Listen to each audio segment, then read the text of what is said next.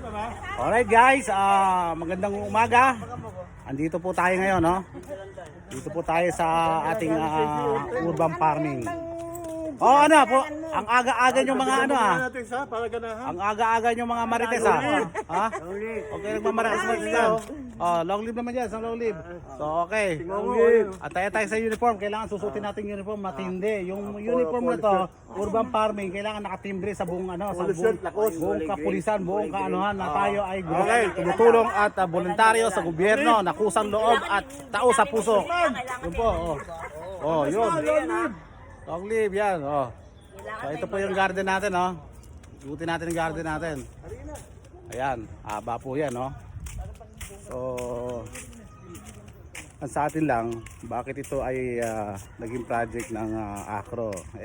Marami pong project ang ACRO, mga feeding program, mga iba-iba po, no? So paminsan-minsan, siyempre, kaya nga tayo nakaano sa gobyerno para tumulong tayo sa kanila. Kasi ang gandang project po to, ang project na po to makatulong tayo unang-una sa gobyerno. 'Di ba? Tumutulong tayo sa kanilang mga project. Tapos sa kalikasan number 1, ha? Yun po 'yun Ang katindihan po niyan, ito po ay para sa pangkabuhayang kalusugan, 'di ba? Siyempre malulusog ang bawat Pilipino, malalakas, walang sakit. So yun po 'yun Starting pa lang po dati, no?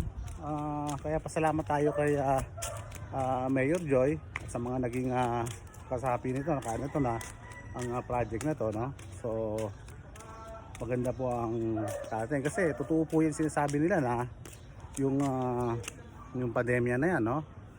Darating ang tagutom. Actually sa ibang bansa meron na po silang nakapreserve na nakalagay sa freezer mismo. Hindi ko lang alam kung anong bansa yun, no?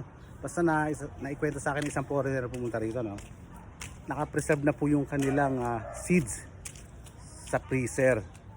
Kasi nga, pag oras na dumating sa kanila yung tagutom, ayun po yung tanging gagawin na lang ng tao. Dahil wala silang magagawa dahil tagutom nga. So, wala silang gagawin kundi magtanim. Yun lang po, no? So, tuloy-tuloy lang po natin. Yung ACRO, naging project to, napakalaking bagay. Kaya hinihikayat po natin sila. At hindi lang naman po ACRO, mga kabataan. Ito pong gagawin naming event ngayon, no? So antayin po natin. Maraming hindi may gusto magtanim, parang wala sa puso. Pero pag naumpisa nila, para lang sila nag-alaga ng manok na panabong. Pero hindi naman sugal to actually. So yun po yung ating mga kasama natin, no? Para lang po sila nag-alaga ng ng kanilang aanihin, no?